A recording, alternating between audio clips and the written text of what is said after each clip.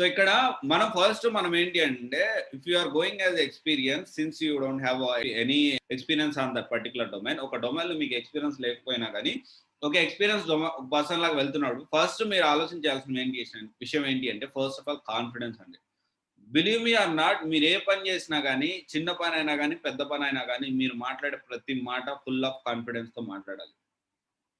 మీరు వేసే ప్రతి స్టెప్ ప్రతి మాట అది లైఫ్ లో కావచ్చు, జాబ్ లో కావచ్చు, ఏదైనా కావచ్చు, అది ఏమైనా కాన్సిక్వెన్స్ అయినా ఏమైనా ఫేస్ చేయని ఉండొచ్చు. బట్ మీరేంటి అంటే ధైర్యంగా స్టెప్ ముందుకేయాలి, కాన్ఫిడెన్స్‌తో ముందుకెళ్ళాలి. Okay. And then hard work. చెప్పాను కదా! హార్డ్ వర్క్ నెవర్ ఫెయిల్స్ అండి. డెఫినైట్‌లీ హార్డ్ వర్క్ అనేది చేయాలి. ఇంకొకటొచ్చేసి ఏంటి అంటే ఈ ఎక్స్‌పీరియన్స్ పెట్టి వెళ్ళినప్పుడు ఏంటి అంటే లేకపోతే జనరల్‌గా కూడా కొలీగ్స్‌తో చాలామంది ఎలా ఉంటారంటే ఓవర్‌గా ర్యాపో మెయింటైన్ చేస్తారు.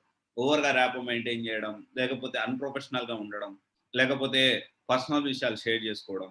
ఇప్పుడేంటి అంటే ఎప్పుడు గూడా ఇప్పుడు ఒక ఆఫీస్‌లో ఉన్నారు అంటే మీరు ఎంత ప్రొఫెషనల్‌గా ఉంటూ ఎట్ ద సేమ్ టైమ్ వాళ్ళ పీపుల్స్ మైండ్ ఏంటి, ఎవడెలా ఆలోచిస్తున్నాడని ఒక కన్ను కంపల్సరీ ఎయ్యాలండి.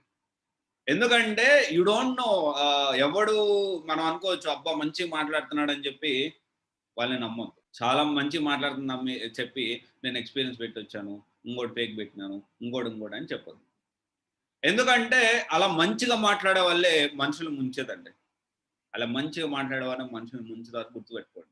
కొంచెం గరుగ్గా ఉన్నాడు, కొంచెం హార్ష్‌గా ఉన్నాడు అని చెప్పి అట్లాంటి అందరూ ఇలా మంచిగా మాట్లాడే వాళ్ళందరూ చెడ్డోళ్ళని గాదు. హార్ష్‌గా మాట్లాడే వాళ్ళందరూ మంచోళ్ళని గాదు గానీ, బట్ మెజారిటీ ఆఫ్ పీపుల్ ఎలా ఉంటారంటే ఎంత మాటలు ఎంత స్వీట్‌గా ఉంటే అంత జాగ్రత్తగా ఉండాలి ఆళ్ళతో. ఇంకోటి ఎవరన్నా మీకు వచ్చి పక్కన వాడి విషయాలు చెప్తున్నాడంటే వినండి. విని ఇంకొక విషయం గుర్తుపెట్టుకోండి. మీరు ఏ విషయాలు చెప్పినా అదే విషయాలు తీసుకెళ్ళి ఇంకొకరికి చెప్తారు. So we need to maintain some rapport but do not share your personal details at any cost. ఒక లిమిటేషన్ అని ఉంటుంది. ఎవరితో ఎంత షేర్ చేయాలో అంతే షేర్ చేయాలి.